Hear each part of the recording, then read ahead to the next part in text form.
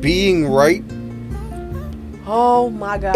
That's a good one. And holding lines. Oh my God. Being right and holding lines is necessary for consistency and for my brand. Oh, can we put that in the black episode? What's the black episode? Fuck, the episode on blackness. Because that is the black agenda right there. That is what you hear all the time. I ain't changed. I'm real. I keep it real, right? Even politically, I've stayed my ground. Yeah. That shit is whack. Yeah. You ain't changed your mind in 25, 30 years. I'm supposed to respect that you haven't changed on anything. So that means the 20-year-old person thinks the same as the 50-year-old person? Oh, that's terrifying. Yeah. That's scary. That's insane that we tell ourselves that. Yeah. You kept it real. No, I'm the same as day one. Day one? Yeah. You're the same? Right. I'm running. Right. I'm running.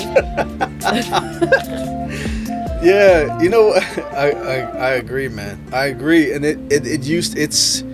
it's a little sillier now that I look back, but I remember how important it was to me. Yeah, we're laughing at it, but it's important to me too, though, because it looks like stability. Yes. It looks like consistency. Yes, trustworthiness, right? Yes. It looks like you know yourself. Yes, grounded. I said the same thing last week. I said it this week. I said it 10 years ago. I ain't changed. I say the same thing all the time. Yeah, I ain't no jealous guy. You know, like, this is who I am. So I said stuff like that to you in a marriage early, probably trying to put my best foot forward to myself and to you. I'm not a jealous guy.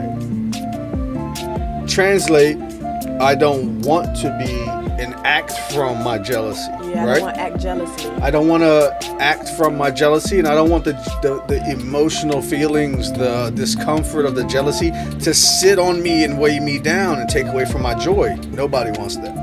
But I would take it in these sentences that I say, either about myself or about us in our fights or discussions. I need to hold the line so that the next time this conflict comes up, there's a better chance that she does what I say and does what I want, because I've been consistent.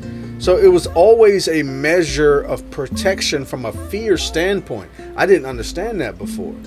The need for consistency and holding to concepts, holding to opinions, holding to personality traits is a fear reaction to instability, like you said before. Nobody wants to be on a rocking boat, a rocking house, a shaking ground. Nobody wants that shit. Yeah.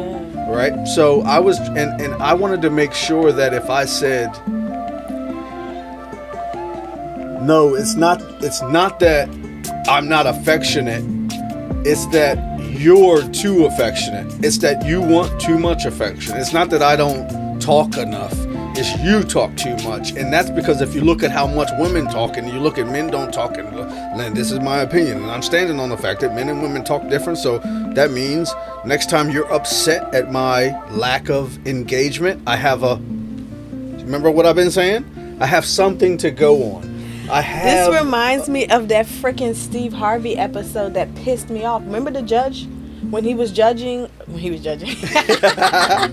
don't know what the fuck you call it, but he was judging. Yeah. And this fucking white dude was irritating the shit out of me because he's been with this woman for like 20 years. Yeah. They got 2 kids. They've gone through everything together. He ain't planning to leave, and he's talking about, I refuse to marry her, and I got these statistics, and I got this, and I got that. And he's like, well, why should I do it?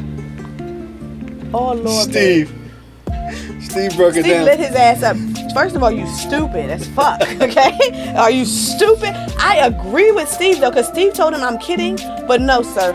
If this chick is on fucking TV whining over your ass and you talking about you not about to marry her ass, oh my God, I'd have left his ass. I wouldn't have been on TV talking about marry me after 20 years you didn't marry me. Yeah. And you don't want to lose her and you got her looking like this on TV? Yeah. He's stuck. On what? I don't know. That's my point. Yeah. And that's why Steve said you're stupid. And it's not that he has to get married. That's not what I'm saying. It's not that you have to get married. But his reasonings, and most people, that's what it is. It goes back to what you were saying. I'm grounded in my rightness. So yes, that's the issue with the consistency. I need to show consistency so that I can win this argument. And a lot of times, that's what I've talked to you. I talk to couples about this too. I feel like men are trying to win the argument. Absolutely. And women are trying to connect. I mean, I'm not going to give you guys that much credit. I'm not going to, like, well, you can't give guys, but I'm just saying in general, when I talk to couples that are trying to work You're a problems, professional. Let me sit back. I'm not going to say every person is mature enough to get to that point, right? But usually, even if a woman's doing dumb shit, it's because she's trying to connect to you, right? That's when people say men use love for sex, women use sex for love. We want love. We want connection. Men demonize that. They want to connect to you. Do they know how? No. So already she's trying to connect to you. That's why she's saying it. There's something that she's feeling like she's not getting from you. She's wanting this thing from you. Like you're saying he's feeling something else. You're telling me I'm wrong. Yeah. So I'm trying to show you I'm right. I'm trying to show you why this makes sense. I'm trying to show you I'm right. I'm trying to show you like no. I'm trying to be like this is the stats. This is what other people say. This is what other people think. Don't nobody give a fuck about that. I'm telling you what I want to be happy with you. Yeah. And if you're saying you want this, you should care about that. Because if I'm not happy with you, why would I stay with you? Yeah. And that's why I said happiness can't always be your goal. Because if our relationship is tied to us being happy, then we are going to be constantly tied into doing what each other wants to do. Yeah. You'll be a slave to that pleasure button. Absolutely. Yeah. So should you, in every whim, try to make that person happy? No. But with significant things, should you be considered, like I consider that a part of even friendship, right? If I care about you as a person, I'm going to consider you. Yeah. Which therefore means not just take it in and think about it and throw it away, but like actually take that into consideration. This is something that means something to you. Yeah. Can I help with that? Can I do something with that? Can I contribute to that in some way? Does that mean I gotta always? No. And that should be on me to consider. The difficulty with reaching consideration, at least from my state before, was I had a bigger thing to worry about. And if I can rephrase that, I was too scared, right? So I was too scared to consider your emotions. Number one, they were overwhelming me, and I wasn't comfortable or experienced with what the fuck was going on inside me. So I'm trying to use logic and reason to get you to back off.